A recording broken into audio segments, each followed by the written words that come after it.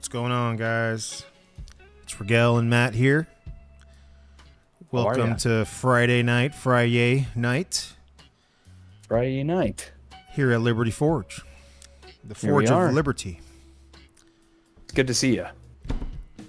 I got the chat up, so we will not miss any chats today. Apologies to Double G and my man Scojo. What was it? Johnny Scoville yesterday. Johnny Scoville yesterday, yep. So if you guys do show up and you want to see your answers in retro, we got you guys taken care of. Absolutely. We are here in Florida. How are you? And it's freezing, man. It's I think my computer says it's 51 degrees, and I've got the heater on, which every year, my wife and I, we try to play this game. You know what game it is? No, I don't. What's How up? long can we go without the heater? I'll tell you, my wife and I, we will put on a sweater every time, to be honest. So, and we always call it Florida puts on their air conditioning for the day, and it's so nice to have some cool weather down here for at least a change. Right on. I got some channel updates I wanted to talk about. If all goes well, we're going to be talking about I was so inspired by Bitcoin hitting 100,000, and yes, so I reached out to some buddies. We have on Wednesday, we should be doing a podcast or stream with a buddy of mine who's going to be talking about that. Probably one of the better knowledgeable people. I'm pretty in deep in Bitcoin as well, so I think it's going to be a great conversation. And we're working on collaborating with a few buddies. Nobody famous or anything. It's just going to be just people that I think that have good chemistry that can have a great conversation and make good content for you guys. So Matt and I are pretty excited about that. And, absolutely. Speaking of content today, the topic is DOGE, and not the meme coin that Matt made like $10,000 on like $15. Yeah, I to this day can't believe. So imagine and if you know me, I'm like really intense, right? So like I get very obsessed about things. So if you can imagine, I'm like proselytizing Bitcoin to Matt every day. He's like, dude, I can't take it. He's just, that's the kind of relationship where I'm just like absolutely like barraging him nonstop. And I'm like losing money like every month, and he has to hear it. I'm like doing like TA on the charts, and that's like I can only imagine Matt's face, because we weren't really doing like video stuff back then. Long story short, like 2 months in, and this dude's making like thousands of dollars. I'm like upside down 10 grand. I was just like this. I remember. I mean, dude, that was years ago. And I was at my porch. I was smoking a cigar, and that was back in the day when Dogecoin was just so low, and a percentage of a penny. And I was able to, throw in like $100 or so, not even that much, and it came back to be quite a return. Of course, what we're going to go into is the taxes of it all, and capital gains and stuff like that, and all kinds of stuff today. And listen, we're really looking forward to you guys watching us, and thanks guys for tuning in to the Liberty Forge podcast today. And we're definitely going to bring up some good points today, some things that we can talk about, some things you should think about. And one thing we're really going to go into, the topic today, is going to be the myth of government efficiency. Well said. And I'm going to let Raquel take it away. Well, yeah, so the idea of government efficiency is kind of just turn the music off, got all serious. So it's kind of, it's what it is. It's a unicorn. It's a fallacy. Right. Insofar as what would otherwise exist in the private market, right? So you could make government more efficient in absolute terms, and that's of course true. The question is that really the best way to organize the results that you want? For example, we could talk about utilities, we could talk about anything, and there is no such thing as a public good. There's no such thing as a particular service or product that is immune to the both positive and negative effects of markets. and I'm sorry of government intervention, I should say. So it's like Right. water and public utility doesn't, for example, it's not like the economics don't factor in for public water, if you will, or water for your house or tap water, whatever you want to call it, just like energy. So if you have more competition, right, it's a standard sort of a thing that you could extrapolate into any product. It doesn't matter that we have this connotation thing. Some things are public, and it sort of conjures up this sort of collectivist idea, right? That this has to be not for profit. Everyone deserves water, and these are good things to feel and to think. The question is what results in there being more available water, more supply of water, and what just sounds good and makes us feel better. So having a monopoly in any case is a bad thing, irrespective of what it like is. why is a monopoly bad though? I mean, like from what you're saying is, and what I'm trying to understand is, like, if you're saying a monopoly happens, it means that there's no further competition, right? It means that, like, you Yeah. can't drive prices lower because there's no competition. So if somebody has a monopoly on something, they set the price, and then everyone follows that price. Yes. Now, say if someone comes out with a lower price with a better product, But if it's a monopoly, then they can't. That's the thing. So, to your point, someone should be able to, but in Right. the cases where you have, let's say, postal mail, water, like energy, USPS or UPS versus FedEx, you or technically could ship a letter through UPS, but someone could fact check me on this, but I don't believe you could send a letter through UPS. You could send like a package with a letter in it, but I don't believe you could actually send postal mail, right? So that's a monopoly. And there's water is effectively a monopoly. And I'll go, before we get into the video, we do have a video for you guys, and we'll get right into that. Specifically let's about do DOGE, that. which is the Department of Government Efficiency, which of course we should have got that punchline in earlier. People are wondering, like, what are these guys talking about? But that's really what we're kind of alluding to here. And maybe we should just get right into the video. But let's go. essentially, we're going to be breaking down what is DOGE at a very high level, right? Just conceptually, and not into what specific mechanics Elon and Vivek intend on using. We're getting into some of the mandatory spending, which is like some of the realities they're going to have in terms of getting us closer to a balanced budget. And we're going to take some real basic math, high level sort of, what's the debt at, and then assuming that we get rid of everything that wasn't mandatory spending, how many years that would take. We're gonna do some math right on the channel here. I have no idea. We're gonna put the calculator up, and you guys will see. You'll appreciate. We'll basically have a time horizon for when can we expect, assuming it stays at that rate, the saving compared to if we reduce the spending, and it stays there for however long, then what we could expect the payback would be, if you will. In years, and it is years. I just don't know exactly because we haven't done the math. So we're gonna do that right on the air with you guys. So let's go ahead and introduce the video here and see what DOGE is about, and then we will speculate wildly how we might, if we were in charge, how would we do it? Good point. It'd be a lot of fun, right? So who doesn't like a little speculation? Elon Musk and watch it. Vivek Ramaswamy head to Capitol Hill today to outline their vision for cutting trillions from the U.S. government. Rochelle Akufo joins us now from Washington, D.C. Rochelle, what's the latest? Hi, guys. So, yes, of course, Mike Johnson, the House Speaker here, invited Vivek Ramaswamy and Elon Musk to really lay out their plan for some of the cost cutting that they want to see in the federal budget.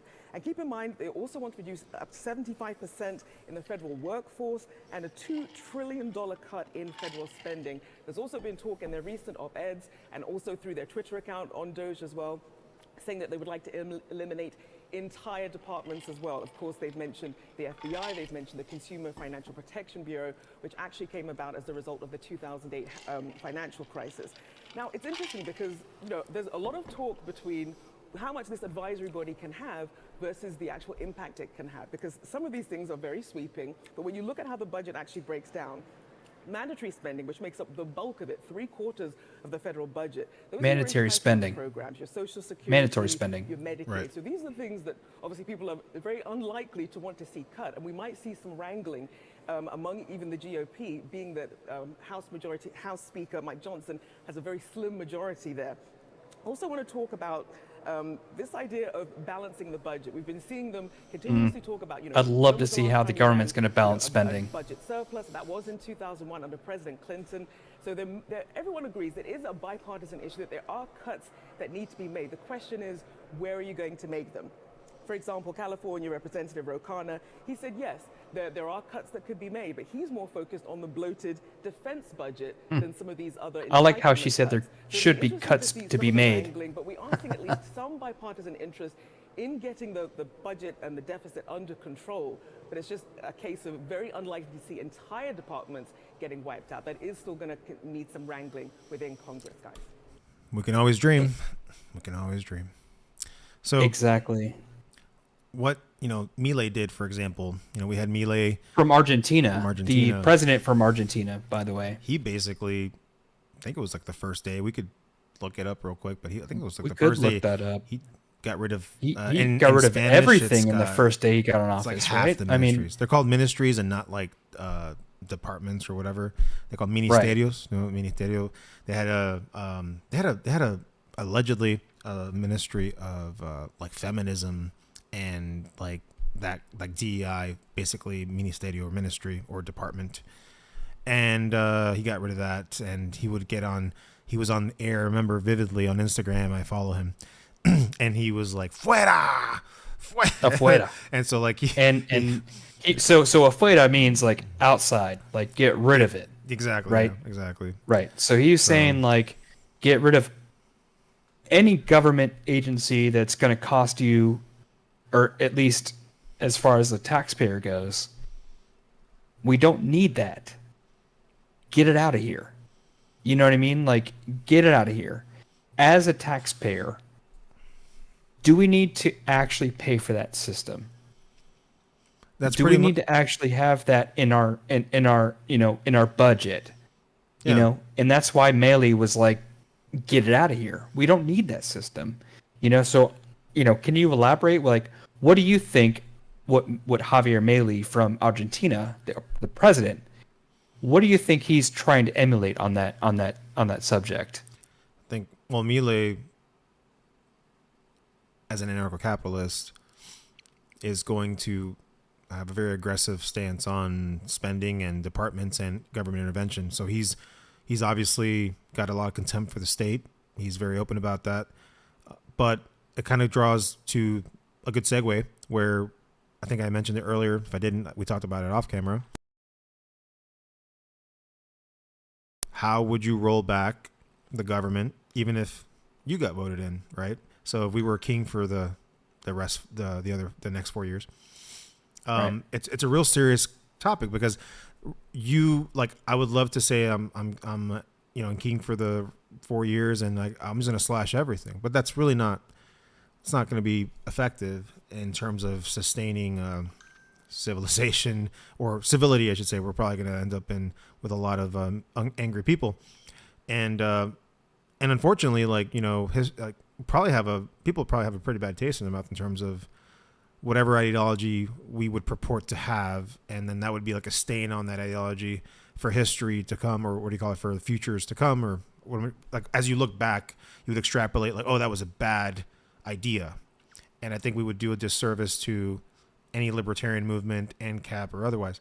So we have to be realistic in terms of, okay, like I think Milei, as I said, he only got rid of half. It was like 11 of them. There were 18. He got rid of 11 of them, or he stayed with 11. I can't remember.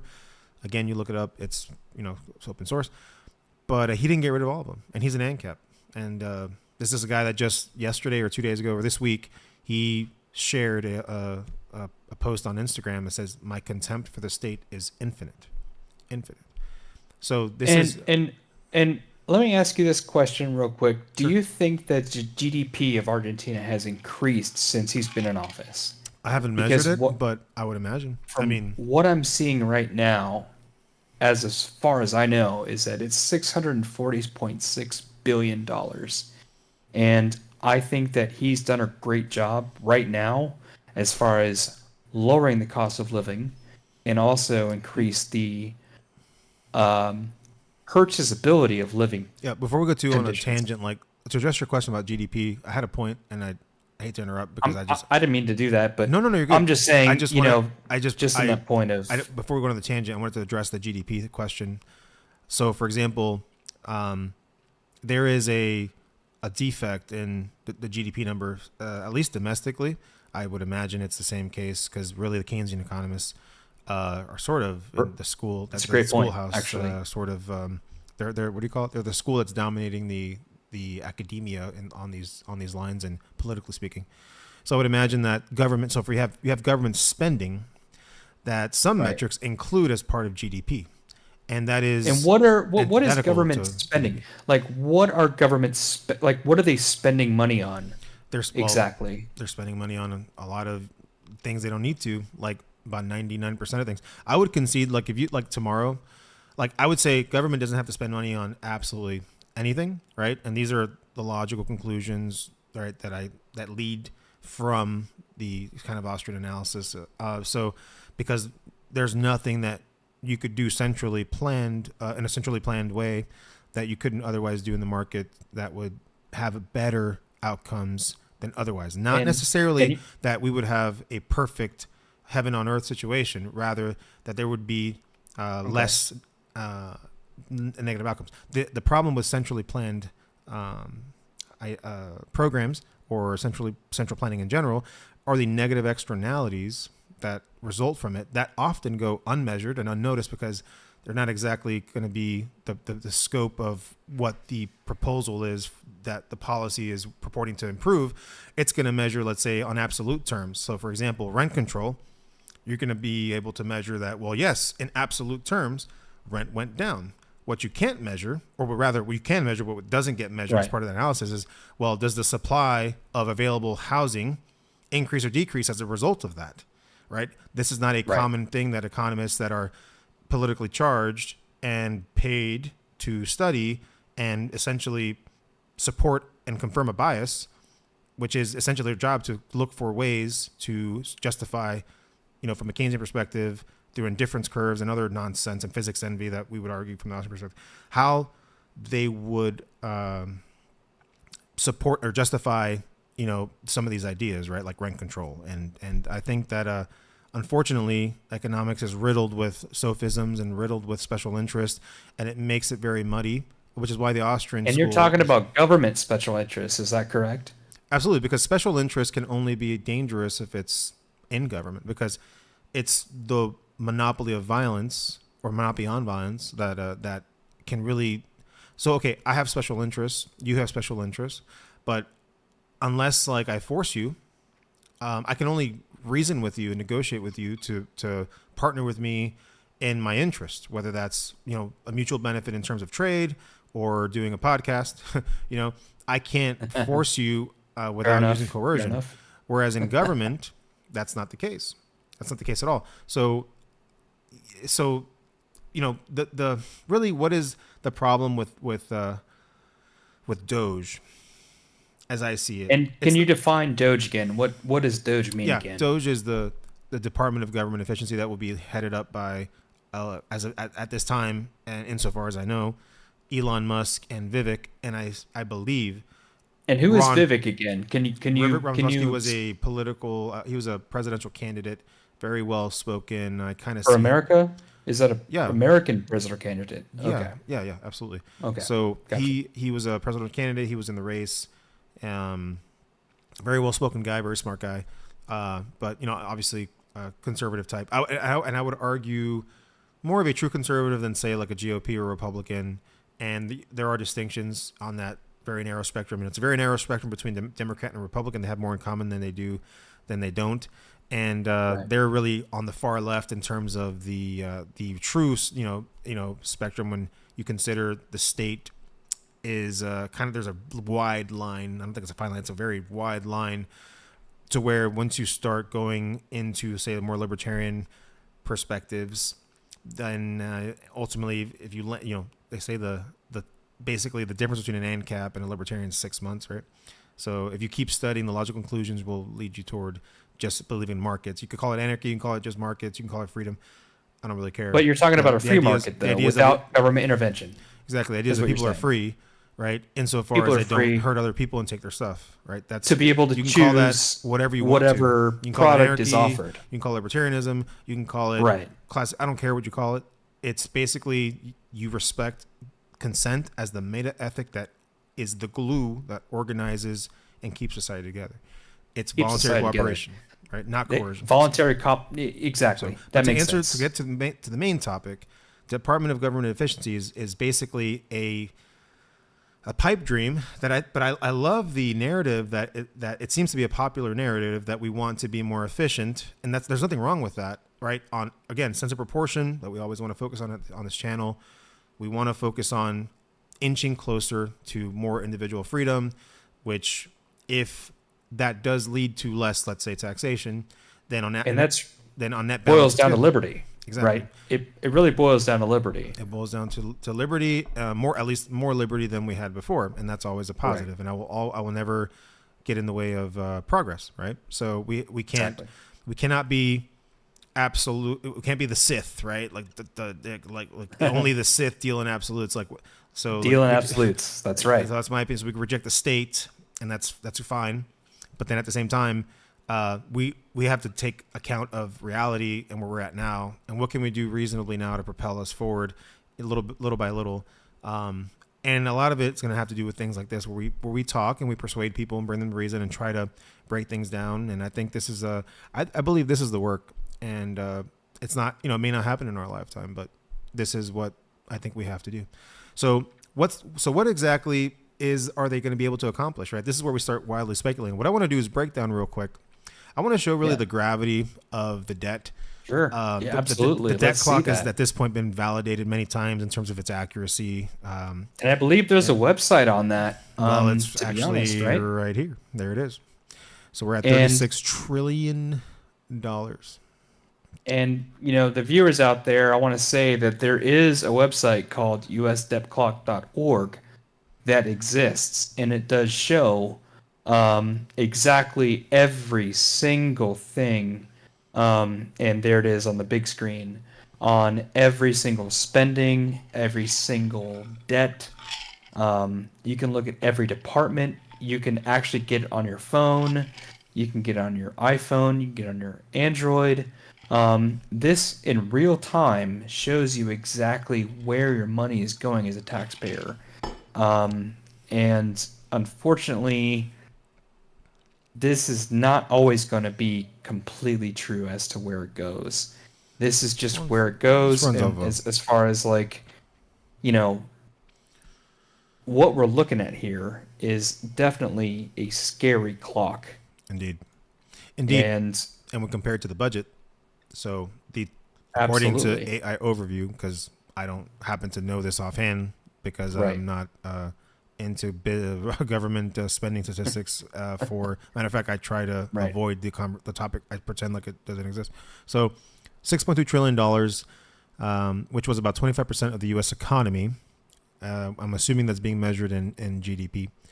And let's assume, based off this reporter's claim of mandatory spending being about 75% of the budget. That is to say, if we're looking at the scope of what they can accomplish in the DOGE, right? Elon and Vivek, and I believe I was trying to say, I think I forgot to mention, I think Ron Paul is going to be involved as an advisor. So that My favorite. is pretty cool. I mean, if there's any politician that I absolutely would argue is a good one, Worth his salt. I think it's Ron Paul. Definitely. So It's Ron Paul. absolutely cannot hate on the man. And so yeah, I don't care if there's any hostility towards that. I like him. So I think most people do. It just he has a likable personality. I just think people don't like maybe some of his ideas, but he's kind of like, at this point, he's like a grandpa that you just want to come visit and tells you stories. Exactly. About the You know, Fed. I would really like to challenge anyone on this channel that likes to watch us right now to watch any Ron Paul video to see exactly what he's talking about. And for Suarez, to be able to see like, hey, Ron Paul know what he's talking about with this whole entire thing. And Rigel, I think he's gonna, pull up something here to show us what's going on. I just want to, okay, what are we doing? We're speculating wildly because that's fun. So what I'm going to do is I'm going to do some basic math. So let's assume we can only get rid of the non-mandatory spending. And also let's address the very unlikely scenario that is, right? Elon and Vivek are going to be up against a machine of thousands of people who have every incentive to resist and to justify and to weasel and to whatever they have to do to avoid getting shut down, right? So I have no idea what that looks like politically from in the arena. I have a lot of respect for Elon and I have a lot of respect for Ron Paul. I don't know a lot about Vivek. I like some of what he says from a conservative perspective. Obviously, there's differences between what I would say I agree with, and that's okay. Kind of like Ben. I talked about Ben a little bit on the show. Talk about Ben Shapiro. Absolutely, Ben Shapiro. Sorry, exactly. Yeah. And I think that it's okay that we don't agree on anything. But again, I just want to address how it should go unsaid, but I would hate for someone to roast me in the comments because they took me seriously in terms of this analysis being scientific. Okay, but we're extrapolating from there's a lot of degrees of freedom. There's always going to be somebody. There's always going to be somebody in the comments. But it's all good. It's all okay. Good. I mean, it's fine. We're here doing the work here. Let's see how much money, how many years it would take, assuming they could get every bit of the non-mandatory spending out of the debt paid off. Let's see how it's going to go. So it's going to be $36 trillion, which is insane. Think about that number for a second. $36 trillion. Can you quantify that? I mean, can you think about it? That is an insane number. Now we're going to divide that by basically the amount of spending that we would more or less assume, which is 25% of the current budget. We're going to just round it down. It's 1.5 trillion. 1.5 trillion times 4 is $6 trillion. We're going to just ignore the 0.2 trillion as a conservative measure, just to be, safer. So now I got to figure out how many freaking zeros to add to this thing. So 1.5. So 1, 5, and then that's billion, million. And keep in mind, this is taxpayers, by the way. This is all taxpayer money. It's actually a lot of it's printed, and that's kind of the problem. But and that's also a problem too. That's kind of the whole. Actually, that's every bit of it is what we're not paying for and what we're printing, and this is why. And it's devaluing our money. Yep. And everyone's seen the trend of the dollar's purchasing power over time. So I feel like some of these things are so obvious. I just think everyone knows. At least anyone who's somewhat in tune to these things, they know that it would be such a painful process. And politically speaking, nobody who does this would survive. Therefore, I believe that if and again, this speaks to why I don't believe really in the state, but we do have to work within what we have. So again, the state only has, and the people who are elected only have an interest in getting reelected, right? They'll do whatever they think is right. Correct. I'm not saying that there aren't good intentions, but only insofar as it benefits them personally.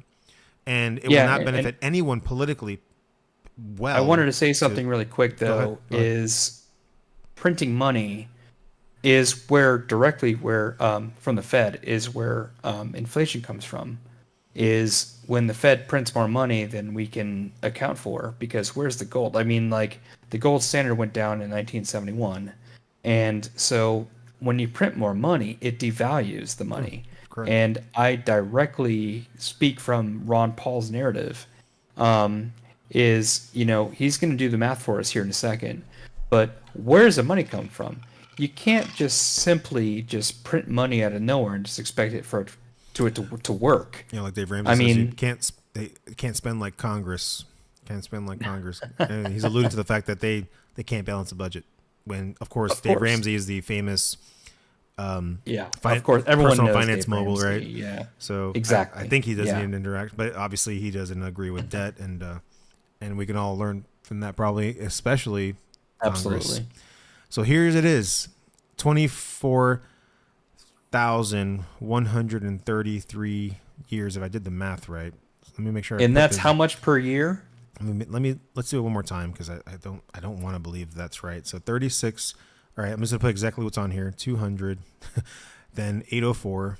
All right, and then let's just do 6 more zeros because it keeps going up. So that is crazy. So we have, and you guys, you're seeing it real time. That's our debt clock. Okay, now we're gonna divide that by 1.5 billion dollars, and that's 1 and then 500 million thousands and then dollars, 1.5 trillion. Okay, so if we reduce the budget, right, by 1.5 billion dollars, we would pay off the deficit in 24,000 years. Yep. So do you think austerity measures, first of all, there's a lot of degrees of freedom statistically here. We're already extrapolating from, granted, assumption, 25% non-mandatory spending. That 25% of the budget is non-mandatory spending. I'm making that assumption based off what this woman said. I have no idea. I don't even care to look it up, to be honest with you. But let's assume she's even half right. This is still going to be, whether you go up or down, it's the difference between 50,000 years and 12,000 years, right? Mathematically speaking. So again, immaterial and negligible, right? So we have essentially a situation where, just the basic math here. Okay.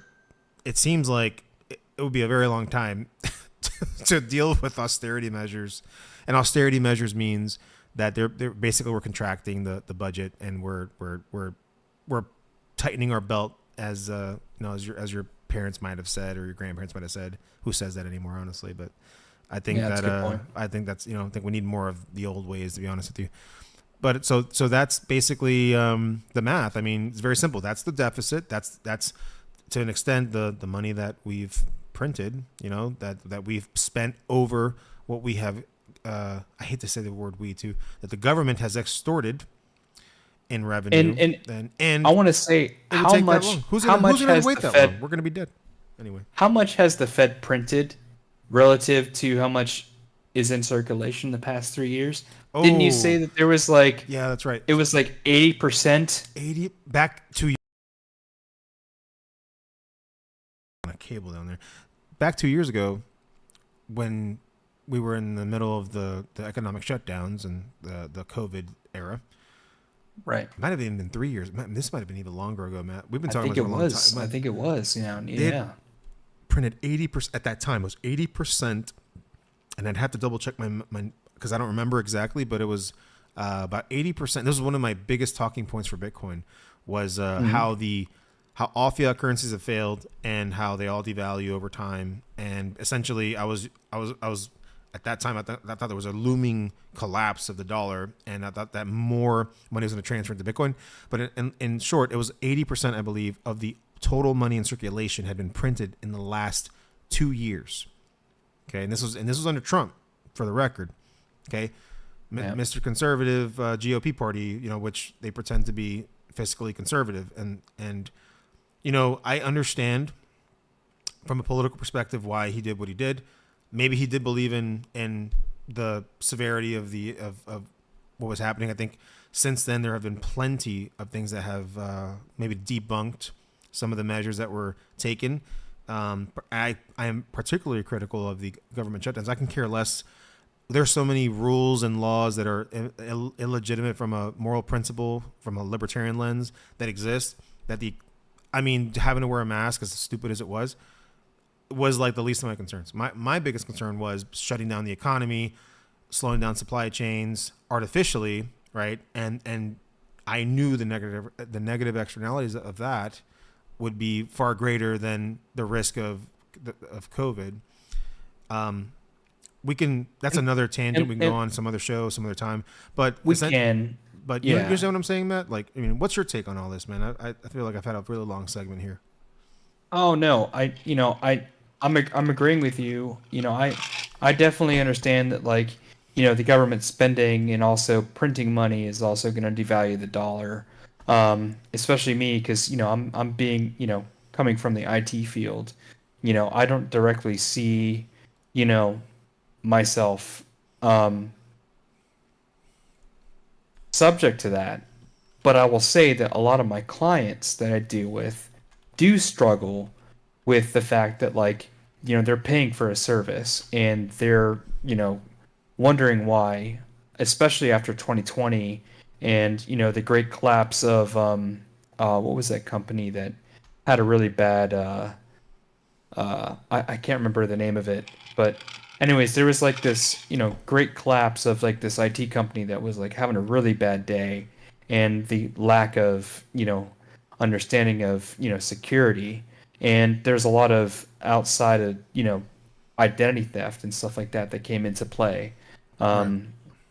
But going into everything, outside of that though, at the end of the day, I feel that, like, my dollar is safe? Do I feel like, I'm working for, a government that's gonna make sure that my, dollar is gonna be, not subject to being overspent? Or do I feel like, what if I want to take my daughter out to get, some candy, or, go into a theme park? I mean, going to Disney is insane prices these days when it comes to. Okay, as you were saying, you're talking about the prices have gone up. Inflation is affecting, yeah, and the pervasive nature of inflation, unfortunately, is that it affects the lowest earners and the poorest. Yes. And I use poorest loosely in the sense that anyone who lives in the U.S., if you're in the lower quintile of earners, you still are better off than pretty much most of humanity in the entire existence of in the average of the whole world, as far as the whole world economy, especially the whole world, even current day. Correct. So it's a very very relative sense, or a relative term, or whatever you want to call it. But it's true that it affects them more. So it is much harder to make ends meet for the lowest earners, and so I'm not saying that as a for to pity them in a sense, because again I think we have to have, again, sense of proportion. We live very well compared to other countries. The lowest earners here again have motorized transportation, air conditioning, smartphones that could basically tell you, what it was like back then, that you basically had a class that only knew how to read, like a social class or a economic class, and reading was something that, for example, was like a bigger deal than what it is today, to where and women weren't taught to read. There are a lot of things that have changed, right? And good point. And there's just, in a sense, again, I am not trying to say that people in America are abjectly poor, and but just as a matter of absolute terms, they're going to get affected more by inflation than Bill Gates, right? So that's all I'm trying to say. So why is government efficiency a myth, right? What it's because the incentive. So getting more to I don't want to say getting into first principles, or getting more into the libertarian, like the lens idea, of libertarianism. I guess. Thank you, the lens, right? What is it about government that it's always criticized for not being efficient, and I think almost everybody would agree with that. Even the people that are the reasonable left, right? Difference between like a full-blown leftist or communist, right? Which of course then you get into the various silos, because then you could argue, some communists would argue that they're anarchists. You have ANCOMs or anarcho-communists. You have ANCOMs. You have correct. Anarcho-syndicalists. You have all kinds of basically different stripes of statism that they don't even recognize. That's an oxymoron. But yes, it is. They, reasonable people on the left, we'll call it. They would probably agree that government is not efficient. But what they argue, and I would argue also that the right agrees insofar, it's a necessary evil, right? Necessary evil. So, and that's essentially why I think that people vote the way they do and things are the way they are, is because there isn't enough people who are knowledgeable enough about how things could be otherwise, the nature of markets, and I think also, culturally speaking, Matt, and I'm gonna go on a whim here, but I just don't think a lot of people are prepared for just the personal responsibility that liberty requires, because there's no one like that is going to be forced to come in and save you or whatever. You're basically, it's a self-ownership, comes with the risk of any business owner. If for as an example, if he loses his capital because he made a bad call, he's got no one to blame. There's no one going to come save him.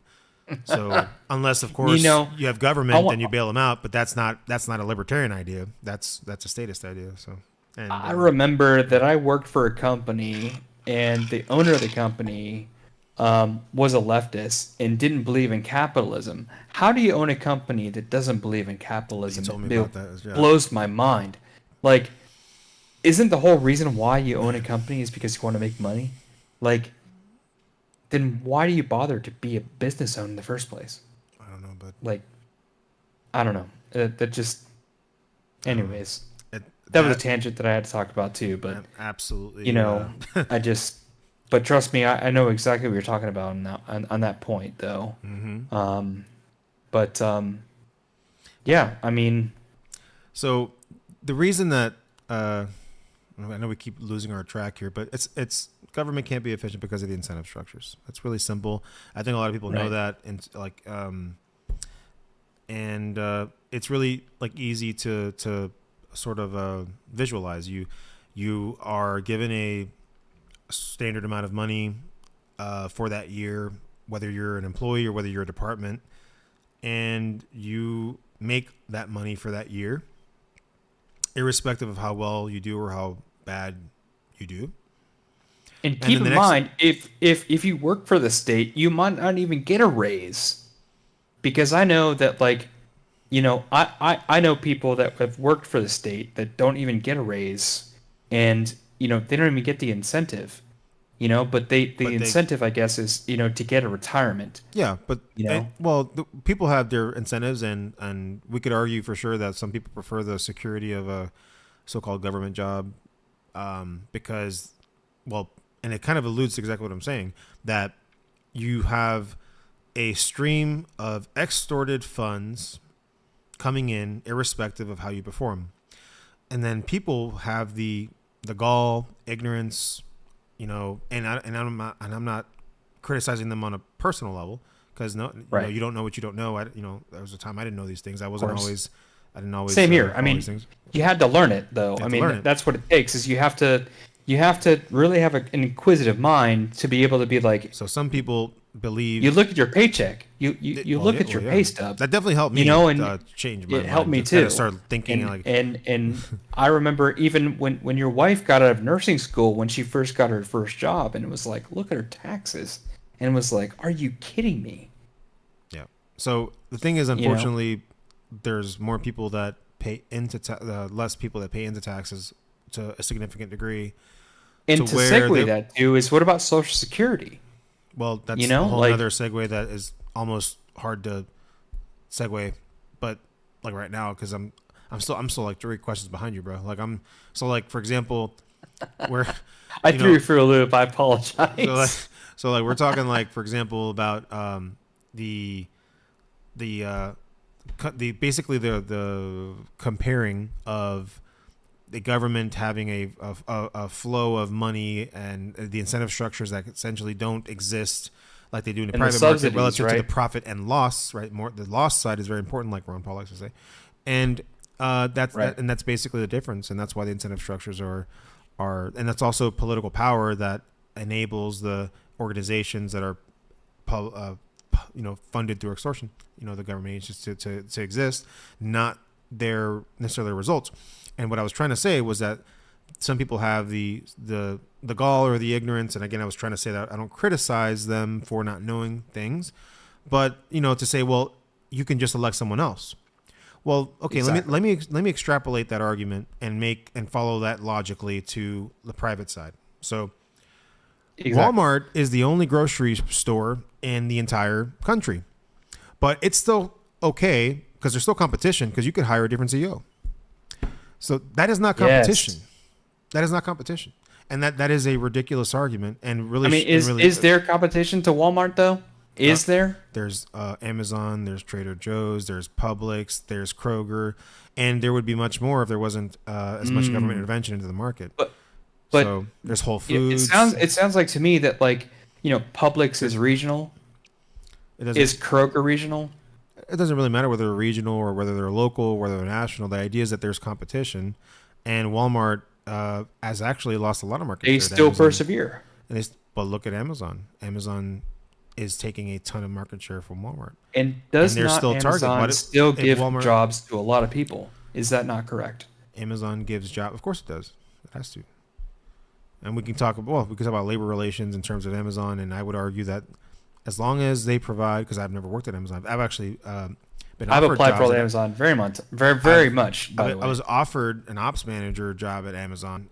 I've done 2 interviews at 2 different plants, and it's pretty freaking amazing. Honestly, the fulfillment center is pretty amazing. But you know, Nice. the labor relations side of things, I think it's I can't speak personally to how they treat or don't treat their employees, but the libertarian perspective would be that. but it's a voluntary job, though. At the end of the day, it's a voluntary thing. job, and insofar as they're complying with what they contractually agreed to, then they're Right. fine. And of course, you could always go work somewhere else if you don't want to. Of course. So that's I mean, again, if you don't like where you're at, then you can definitely go somewhere else. And in this country, in spite of that what could be if we didn't have as much intervention, there's still, I would argue, much more competition than in most countries. I think that's almost hard to even argue against. There's no one on the So other you're side of saying the that there's argument, competition between jobs. You're saying that there's an incentive to try to apply for a different job for Walmart. there's an or opportunity to do so, There's an opportunity. and the incentive comes from what they offer and your in particular motivations, your time horizon for satisfaction.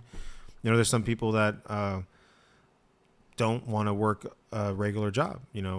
My brother, very successful actually, and he's successful. got several shops now, but he started And he's off up in Georgia now, right? I mean, he's been up in there Georgia. He's been in Georgia for a long making time. a great living up there. And Absolutely, and he works his ass off. I mean, no one gave him like his time back, right? He's putting 7 days of working a family business. works up there. hard. And he's He's doing a a great job. hard-working guy.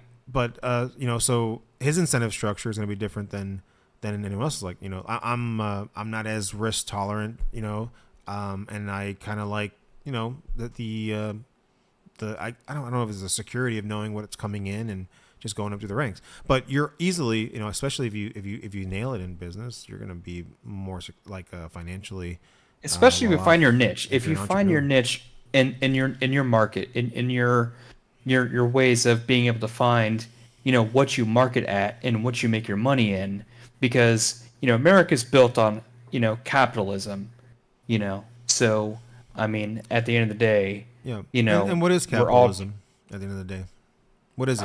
Man, capitalism is just being able to Trade, make right? money and to be able to sell a product. Capitalism And- and anarcho-capitalism are the exact same thing. Capitalism and liberty are the exact same thing. Capitalism supposes you have a right to your body, yourself, and you have a right to your property, and that you can mutually trade with you can engage in mutual cooperation with others to trade and exchange things that you want more than what you're giving, and then it's always a win-win. So really, what is liberty? It's capitalism. Capitalism has nothing to do with money or currency insofar. Okay, currency and money is simply just a medium of exchange. I have a promissory note, this dollar, right, is accepted by the population. And it's not the government, right? In the case of the dollar, of course, it is the government, but it's not the government that establishes what currency is. Gold has been a medium of exchange, a store of value for many, many, many, many years, in spite of governments printing their own currency. As a matter of fact, it has stood the test of time in spite of the fiat going to crap, right? So it's can you define what fiat is? Fiat real is quick for our basically- viewers. What is fiat? Well, fiat essentially is money that is licensed and Through the government monopolized or through by the government. through the market? Well, fiat's definitely not a market advent; it's a government advent. It's basically the government having, well, at least in the best condition, having an asset, which we could say is like the gold standard. Go ahead, have gold, and then it dilutes that into promissory notes, if you will. I'm not sure if that's the right exact term, but essentially it's like you trade this, and it's as good as this amount of gold, and that amount depends on how much has been diluted, how much has been printed, because it's all going to be a factor of the denominator, right? The numerator, the denominator doesn't change unless you get more gold. So basically, it's the same idea with fiat. The basic idea of fiat currency is that there's a term I learned when I was doing my Bitcoin stuff and looking at some money. There's a custody issue where you have to trust the custodian of the asset that by which the notes And who's are the being custodian in this instance? Well, the problem is that I'm giving you the best example of what fiat could be. We don't have a gold standard anymore. Fiat is simply. But is gold money? Is gold money? I would still argue, and I could be wrong on this, and if I am, I'm fine with being wrong.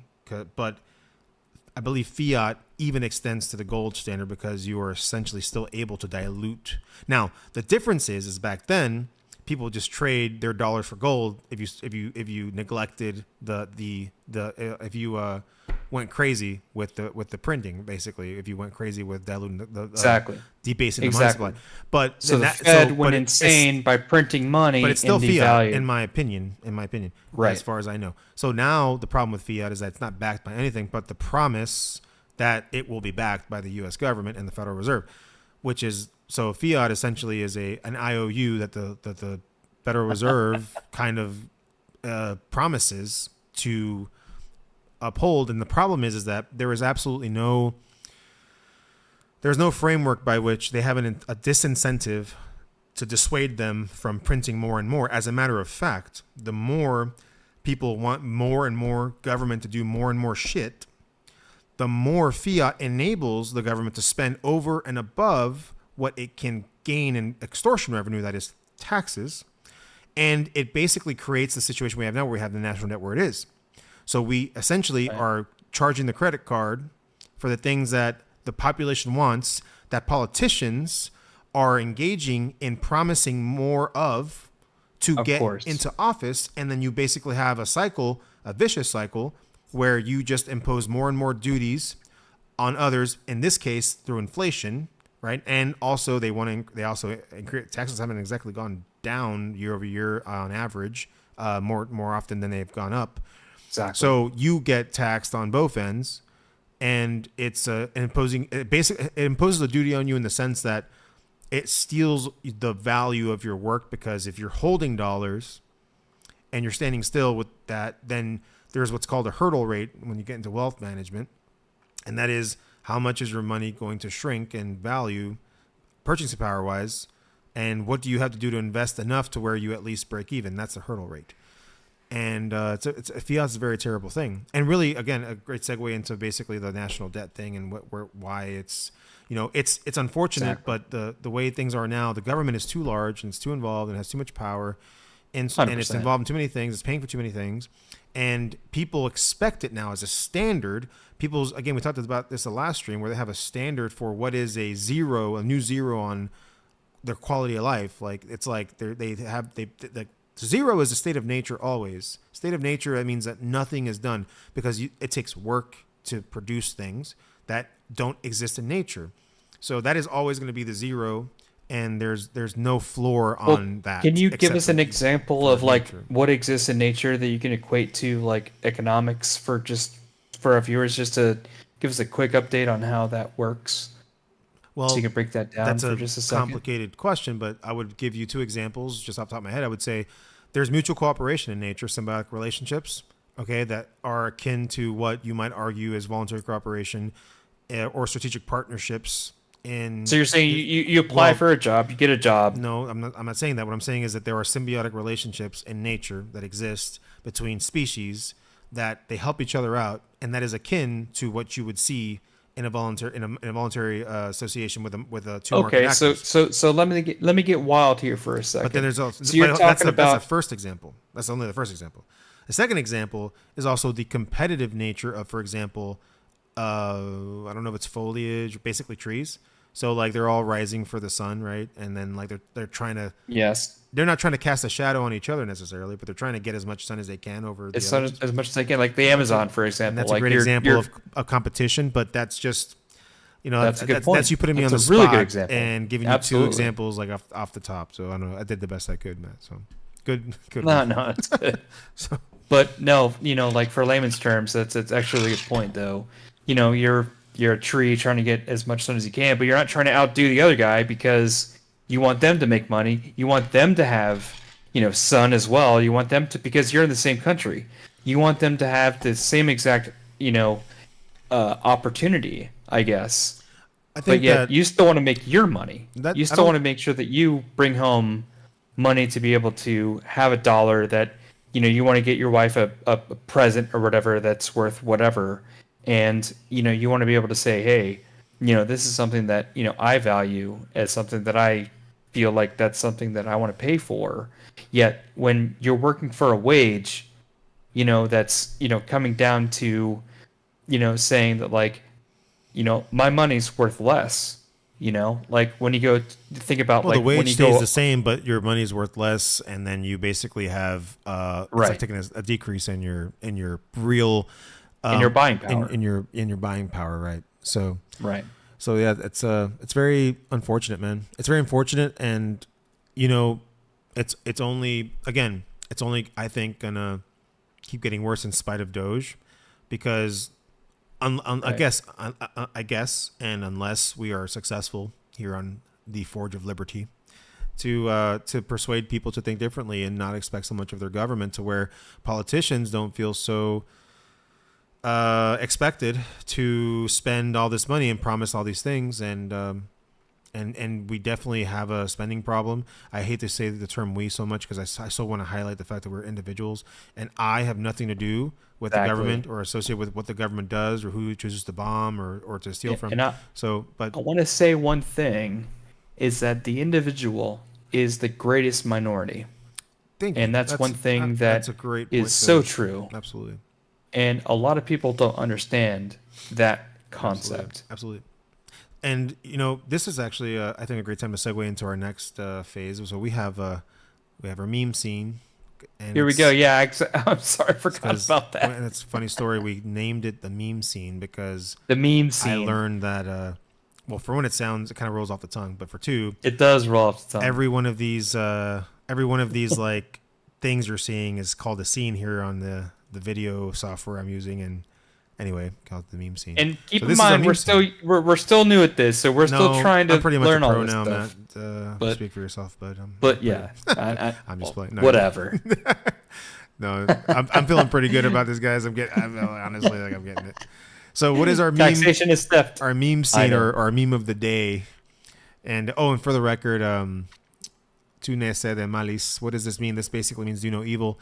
And there's also a second part, which is sed Contra orientoito.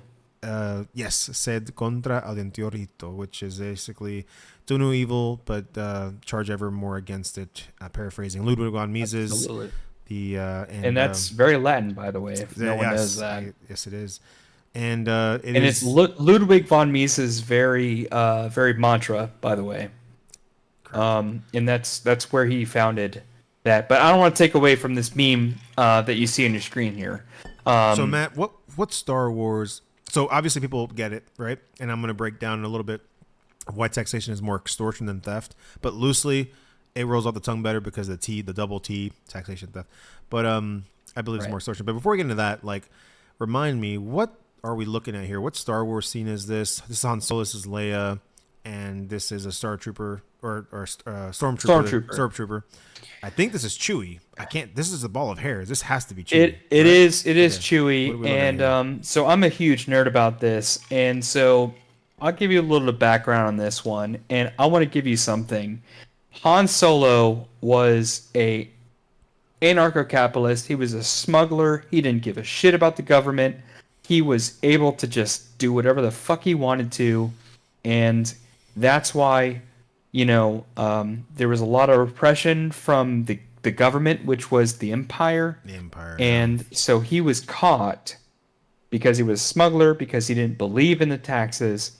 And so in this scene, the correct saying was, "I love you," and Han Solo said, "I know." No. Okay. I legitimately forgot about that. So if you want to get some background on that, that was an ad lib.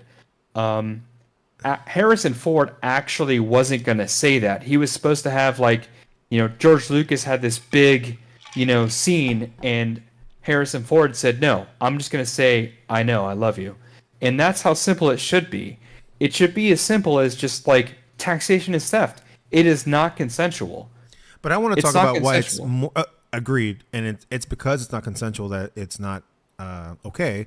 And I can also argue on the premise of the negative externalities that it causes, and also how things would otherwise be better with a private system. And we could talk about ad nauseum about that. But I want to talk about, in this particular case, what motivated me to put this on there. I think taxation as theft is it's valid, loosely speaking, but it's more appropriate to say it's extortion. Why do I say that?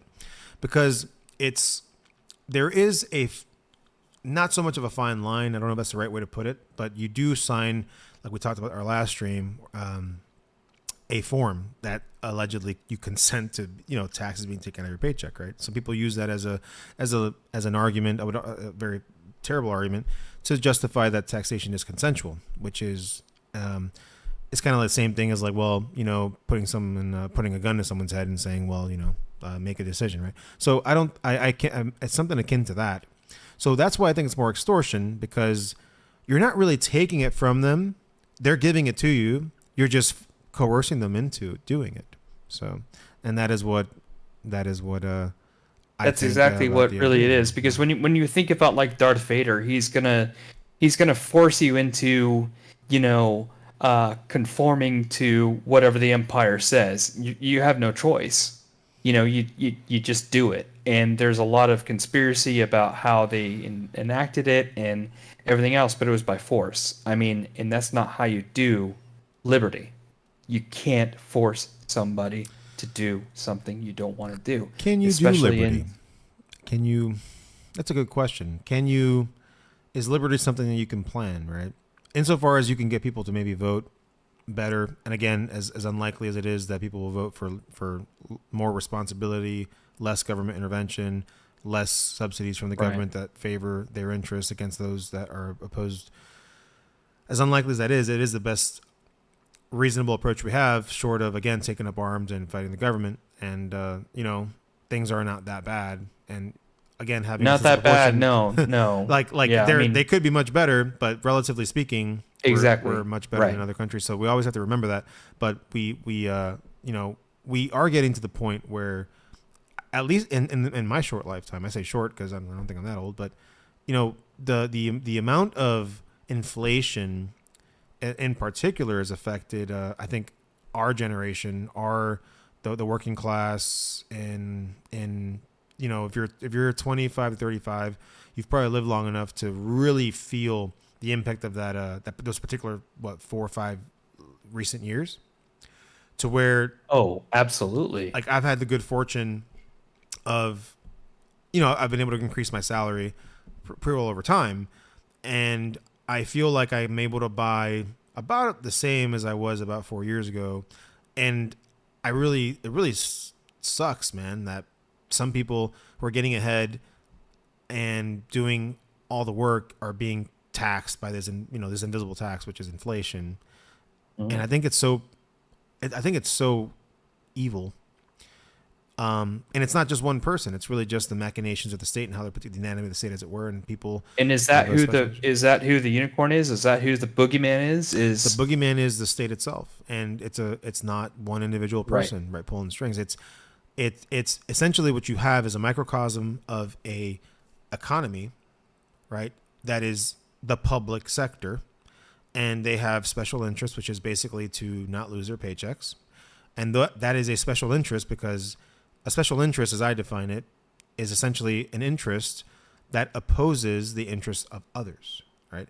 So you can have common interests, like, we shouldn't kill each other. We want, like, let's say, peaceful coexistence. And you have special interests, at least as I'm defining it, that oppose the interests of others, that might impose duties on others, or at least are opposed by somebody. And you want to legislate that and enforce that punitively. So that's essentially what I mean by special interest. So the people in government that are basically living paycheck to paycheck at the behest of the taxpayers, the theft payers, or the extortion people are getting extortion.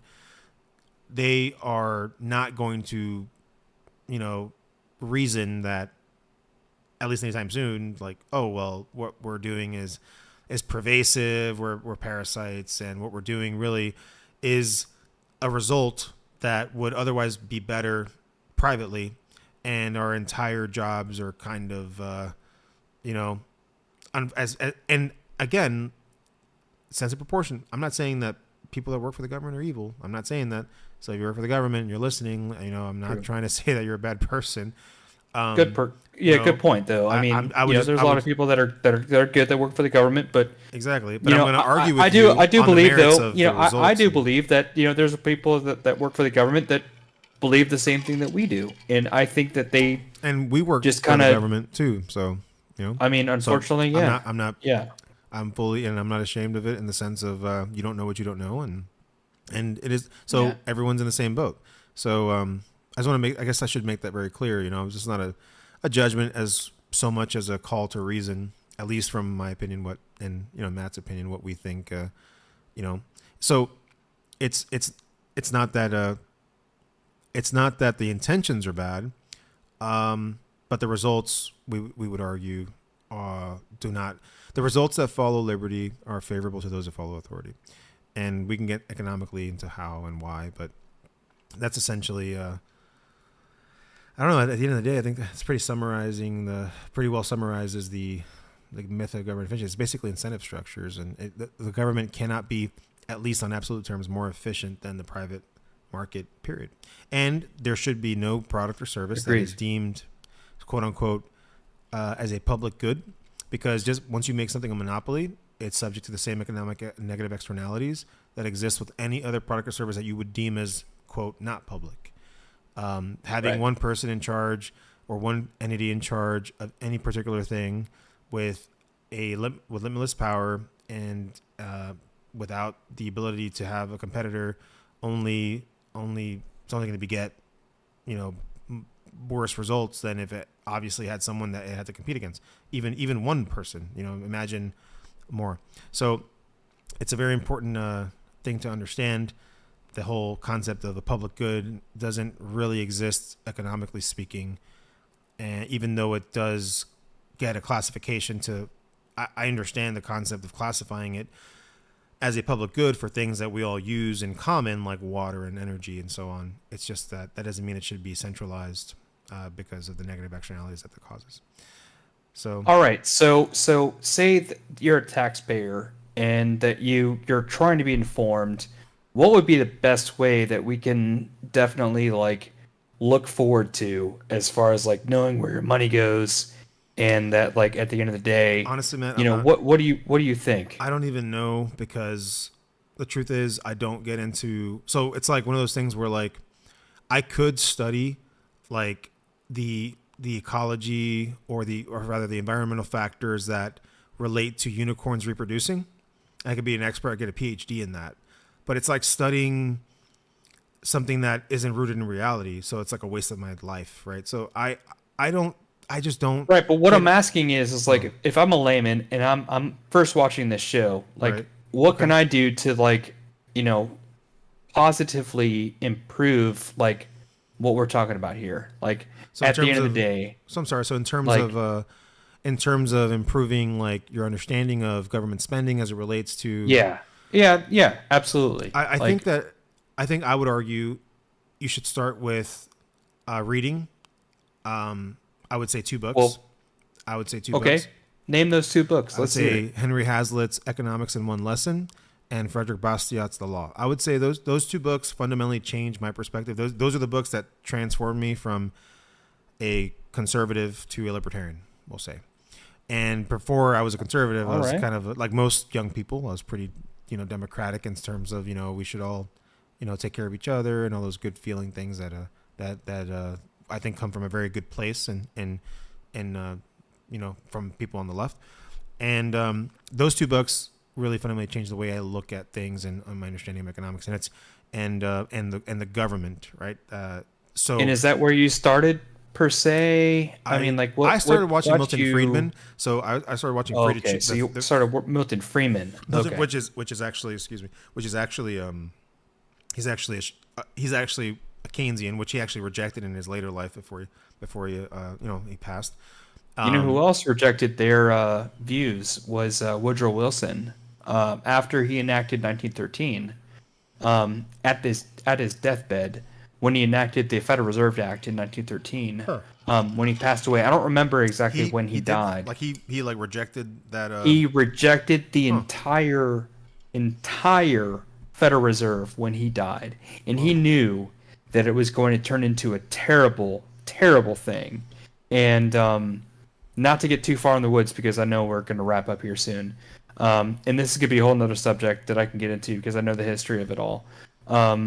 That Alexander Hamilton was also in favor of a central bank government for America. Absolutely and we'll terrible. go into that later. Yes. But at the end of the day, that's why I want to ask you about that. So, to finish the answer to your question, I guess. So like when I lost my train of thought. What was it? The books that I read, or the books that I was suggesting, right? In terms of economics. Remember, guys, we're live on Liberty Forge. Thanks for following us. Thanks so much for everything. And remember, we're on here. I just want to remind you guys that you're watching Liberty Forge. So thanks so much for being with us. Really appreciate it. And everything. So yeah, continue with what I asked you. By the way, I'm sorry. I just want to reiterate. It's okay. Trying to the economics, the books Economics in One Lesson, and the book by Bastiat, which was The Law, was in reference to your question regarding the law. How Right. would we how should we go about understanding or educating ourselves in terms of government spending? I would say understanding like the nature of government. Bastiat does a really good job, and in terms of understanding fundamental economics, And that's Hazlitt- Bastiat. I don't know if it's I say B-A-S- Bastiat. Maybe it's Bastiat. Bastiat? He was a French 18th century economist who's really ahead of his time, and you should read. He also wrote the Candlemaker's Petition. I believe he coined the broken window fallacy, where essentially you talk about like technological advancements, right, and how they basically root out, they replace legacy positions or legacy technology, and there's obviously externalities there where people are displaced from employment because what they're doing is no longer productive relative to what the market is dictating, and therefore their argument that he makes in the broken window fallacy and the Candlemaker's Petition is really basically rooted in the lunacy of trying to restrict progress on the basis of, for example, if you're a candle maker, then you basically let's assume that it's You're a always what? nighttime. If you're a candle maker, you make candles. Candle maker. Okay, which I think you kind of are, right? So like, I am a candle So maker. if you're a candle maker, Yeah, there's no like I do have a company, actually, Candle Infusion, by the way. Look that up. shameless plug. So Shameless plug. Sorry. So if you're Just say so it. let's say that so let's do this. This will be fun. So let's say that you exist in an era for whatever reason. There's no sun. It's always dark, and there's Always dark. also no electricity. Okay. Oh. So you, as a candle maker, are in high demand because short of like I don't know. Because there's nobody else making There's no candles. light. There's no light. You basically are providing light, right? At the end, effectively, is what you're doing. You're providing light. Right. So light is in the dark world would be pretty valuable, right? So the Candlemaker's Petition basically breaks down how ridiculous it would be that somebody creates electricity. That somebody creates, let's say, the sun, or the sun comes out of nowhere. And the Candlemaker's Petition is basically a petition to basically justify we should get rid of the sun because it's going to displace all the candle makers, right? Oh. And that's the Candlemaker's Petition. That's a great point. See? That's a great point. So Yeah, that's Bastiat. Absolutely. And that's a lot of That's what Bastiat does. Bastiat. Or Bastiat. I think it's Bastiat, but Bastiat, I think it sounds better. So that's and he also talked about the broken window fallacy. And you could equate this, for example, to World War II. In any world war, where the Keynesians, who are basically demand-side dogmatic ideologues, I'm sorry for hostility, but Yeah, would I'm sorry argue that, about the war propelled the economy. And so, like, the first thing I'll say about that is that the same thing happened in World War II. I mean, the World War II era, It's like making blasted. the argument, like, if you were to just blast everything away right now and start over, that would be economically a good outcome, right? Nonsense. Secondly, it would the broken window fallacy also sort of shows the ridiculous argument that stems from a positive externality that's produced by a negative externality. And what that means is, for example, you break a window, right? And the story is a little more deep, but I have to keep it kind of short. Basically, you break a window, a kid breaks a window, people start congregating around the window and they start analyzing the situation. And he writes it very much in sort of this light. And then people are talking and they say, well, they start analyzing that, well, the window's broken. The brazier is someone who makes glass back in the days. Replace We're not talking about women's bras, by the way. It's a whole different definition. A brazier, brazier, brazier. Right. So it's a whole different definition. Maker. So nobody get twisted about that. So it's a brazier. It's not a brazier. I don't even really know how you pronounce it, but it's definitely glass and not bras. So then the people are basically saying, like, well, man, this sucks for the window maker, the brazier. He's got to pay for this window. But then someone else says, and I'm paraphrasing the story, right? Well, but someone has to come repair this window. That person will surely benefit from having to repair the window, and he will get money. Repair the window. So someone has to pay for it. The broken window. You have to pay for it. You have to pay for it. So the broken window. Because you have to have a window. Yes, you have to have a window. Yeah, I guess you do. So the broken window fallacy is when you look at one set of outcomes and ignore another set of outcomes. So when you say, for example, it's a good thing this window was broken because this person gets to replace the window, well, you're ignoring the shop owner who's, I guess in my analogy, it wasn't really a glass maker whose window broke. It was a shop owner. I don't know if you sold shoes, but the argument was that the brazier got money from the shop owner because he had to replace the window, and that the people were arguing. Brazier? I do not know, but you're driving me crazy with this. Just let it go. I'm just being stupid. I know. It's my It's humor. I'm hard, sorry. It's hard enough for me to keep a coherent thought here.